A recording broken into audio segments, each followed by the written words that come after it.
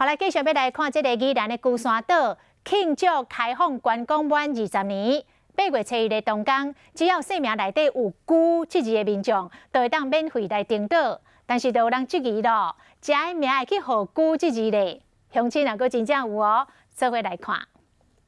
为着庆祝龟山岛开放观光20周年，观光局宣布8月初1迄一天，只要姓名内面有“龟”这字的人，就使免费登岛。消息一直放出来，引起讨论。到底什么人的名字会有“龟”？观光局表示讲，真正有人的名字有“龟”。做户口的是日本人，就变做乌龟熊。28年厝的吴先生，早年是住伫龟山岛，日本时代官方将人名甲大个所在做连结，被迫改名了后，名就出现“龟”字。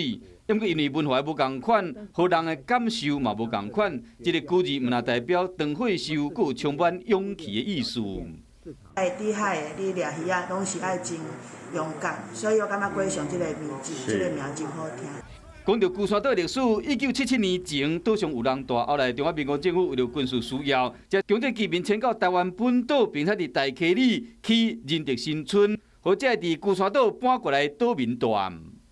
1800年甲1974年的中间啊，拢全住伫遮。因为岛上的居民是拢靠掠鱼，甲种一寡农作物为生，这过往的基地随着龟山岛开放观光20周年系列的活动，好大家看见这过往的龟山岛岁月，嘛，互岛民会使过去找到千春前岛屿生活的基地。